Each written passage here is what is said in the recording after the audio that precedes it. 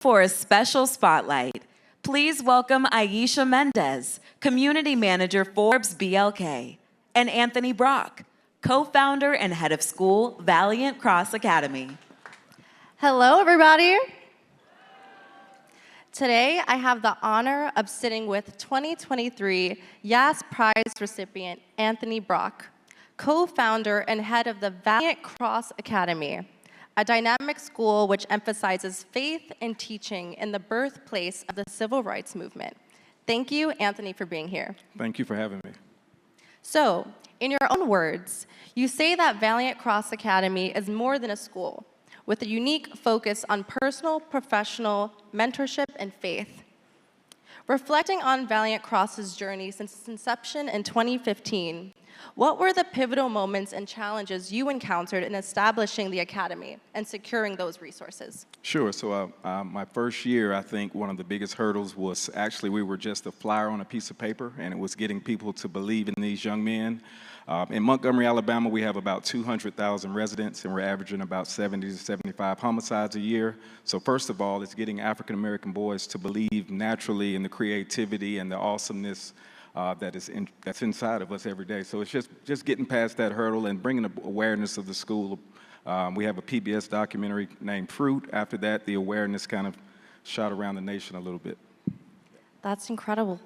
And you know, since Valiant Cross Academy, you guys have garnered significant support as the recipient of the prestigious $1 Million YAS Prize, known as the Pitzer for Education. How has this recognition impacted your vision and goals for the Academy?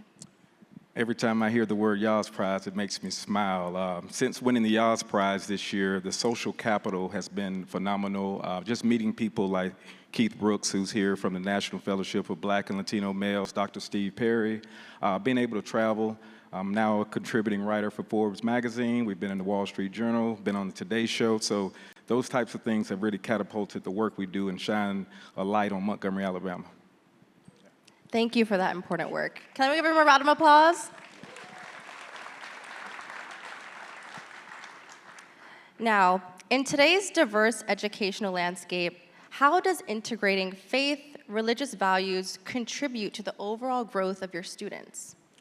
Okay, well, in Montgomery right now, I just talked about the temperature when black and brown boys are not appreciating who they are and who they were created as in God's image. So we believe by intertwining faith and a strong sense of self that you're going to have a person who can't go out and commit a crime or commit homicide against each other. So that's what we do. We have an African-American male museum that goes all the way back to ancient civilization, to modern day times, and that's in the basement of our school. So we like our young men to leave with a strong sense of self, strong sense of pride, because I personally believe that God broke the mold when he created the black man.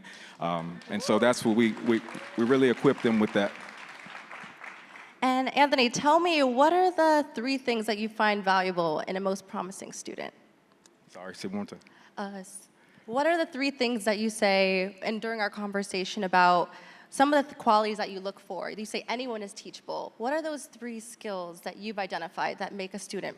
Yeah, I believe skill, will, and mindset. If they don't have the skill, and that's what in any profession, if you don't have the skill, if you have the will and the mindset, you can do whatever it is that God put inside of you. And you know, I always encourage people, I never knew that I would be an educational entrepreneur, but we're opening up our 3rd school this year. And so whatever God put inside you to do personally, you have to listen, and you have to listen to that voice and do those things in life.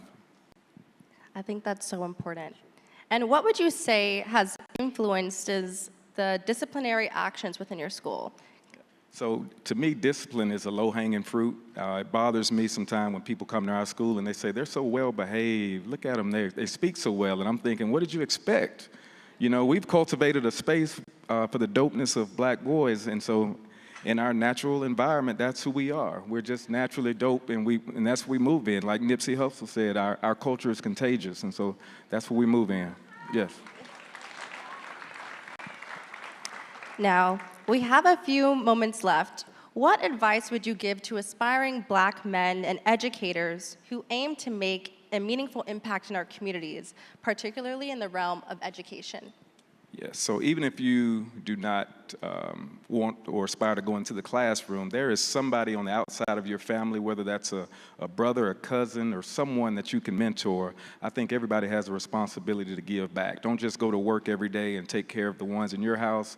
We have to dive in. You know, just in Montgomery, if you Google it, the last 2-3 days, we've had about 13 people involved in shootings just in our city. And I can imagine some of our other cities, what we're witnessing as well. So just jump in, get involved, and just be a vessel. Yeah. Thank you so much, Anthony.